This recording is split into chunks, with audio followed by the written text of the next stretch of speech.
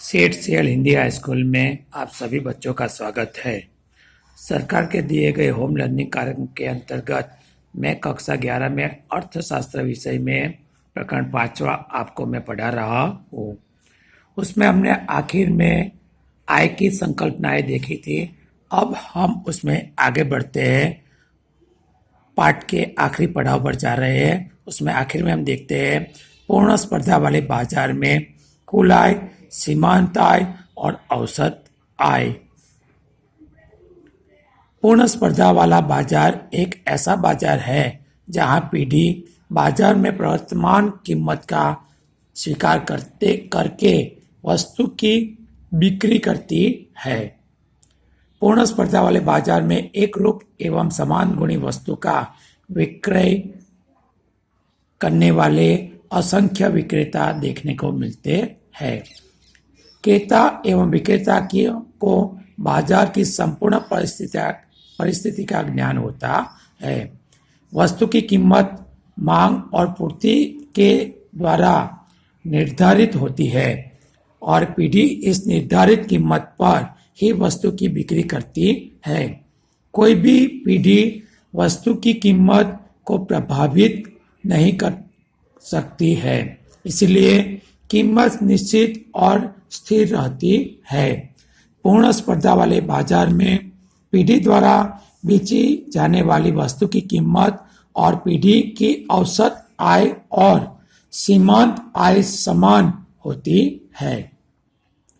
कीमत यानी कि प्राइस बराबर AR बराबर MR यानी कि एवरेज रेवेन्यू यानी कि औसत आय बराबर MR है यानी कि मार्जिनल रेवेन्यू यानी कि सीमांत आय है। यदि वस्तु की कीमत 50 रुपया हो तो पीढ़ी को औसत आय और सीमांत आय दोनों 50 रुपया हो तो पीढ़ी की औसत आय और सीमांत आय दोनों 50 रुपया होती है। परिणाम स्वरूप पीढ़ी की औसत आय और सीमांत आय को एक ही सामान्य रेखा प्राप्त होती है जो आकृति के क्षैतिज अक्ष के समांतर डीडी रेखा द्वारा दर्शाया गया है। आपकी किताब में भी दोस्तों वो बताया गया है। आप यहाँ पर आकृति देख सकते हो। आकृति में OX पर उत्पादन बिक्री इकाई में बताई गई है और OY अक्ष पर आय बताई गई है। आकृति में पीढ़ी की आय रेखा को दर्शाया गया है। इसमें 3 विषय महत्वपूर्ण हैं। एक, पूर्ण स्पर्धा वाले बाजार में पीढ़ी की सीमांत आय और औसत आय स्थिर और समान होने के कारण एक ही रेखा डीडी द्वारा इसे दर्शाया गया है, जो आपको नीचे आकृति में पहले ही बताया गया है। डीडी रेखा पर के बिंदु औसत आय बराबर सीमांत आय दर्शाते हैं। दूसरी बात, औसत आय और सीमांत आय OX अक्ष के समांतर एक ही रेखा डीडी के द्वारा दर्शाया गया है, क्योंकि औसत आय रेखा और सीमांत आय रेखा एक ही सामान्य रेखा है। इस रेखा का ढाल 0 है। तीसरा, कुल आय रेखा TR यानी कि टोटल रेवेन्यू दाहिनी और ऊपर की तरफ जाती हुई दिखाई देती है, जो मैं आपको उंगली से बताता हूँ। ये दाहिनी ओर से ऊपर की ओर दिखाई देती है। यहां से आप देख सकते हो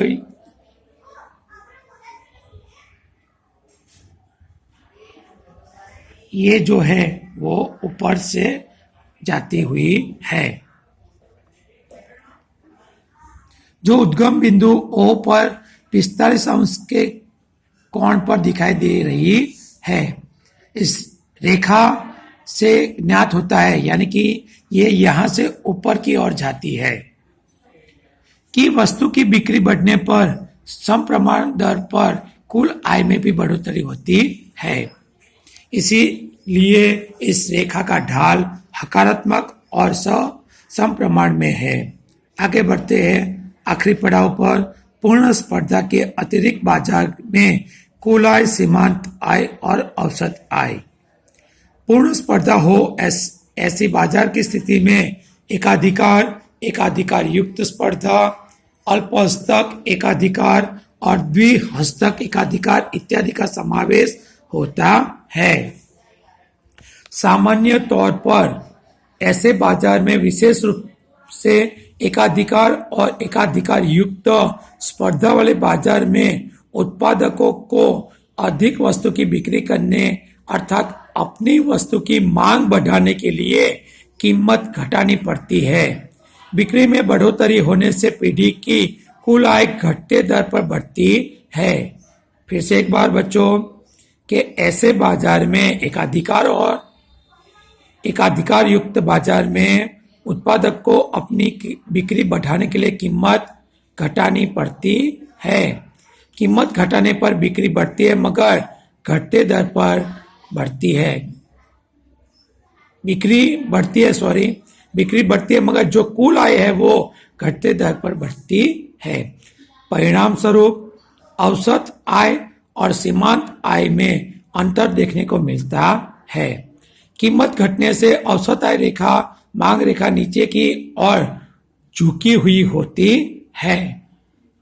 बिक्री बढ़ाने के लिए कीमत घटाना अनिवार्य होने से सीमांत आय भी घटती है। वस्तु की कीमत घटने पर औसत आय और सीमांत आय भी घटती है, किंतु औसत आय में होने वाली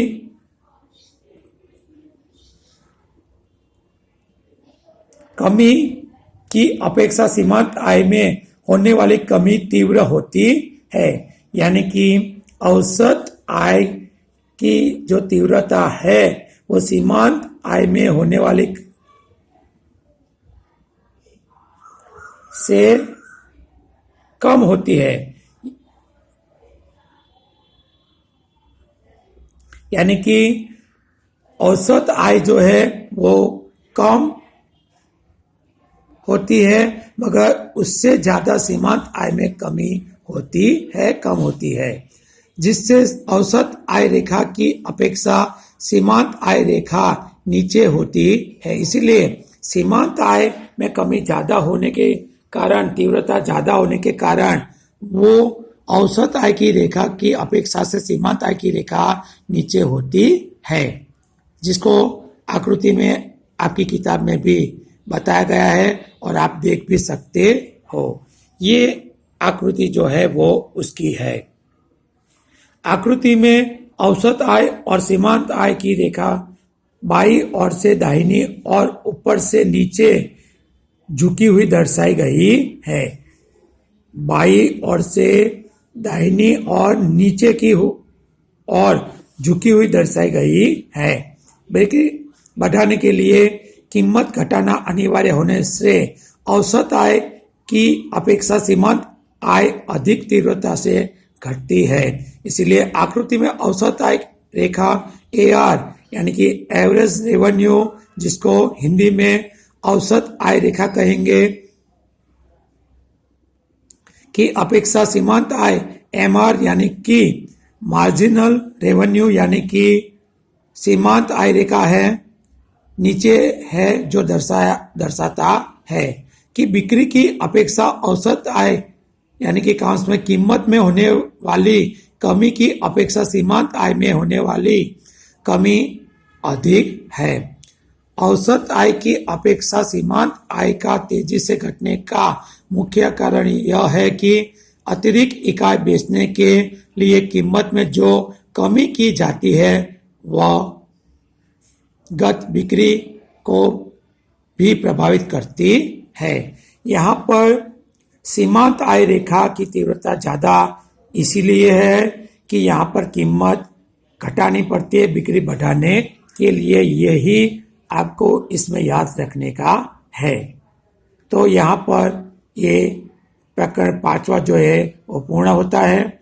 आप इसके स्वाध्याय के जो प्रश्न के उत्तर है वो भी देख लेना, प्रश्नों को भी देख लेना और उसके पीछे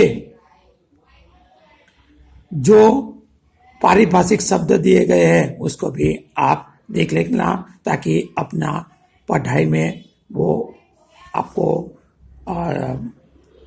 मदद रूप हो और आपको आसान पढ़ाई हो जाए। वो पारिभाषिक भी शब्द एक बार दोस्तों देख लेना। अस्तु।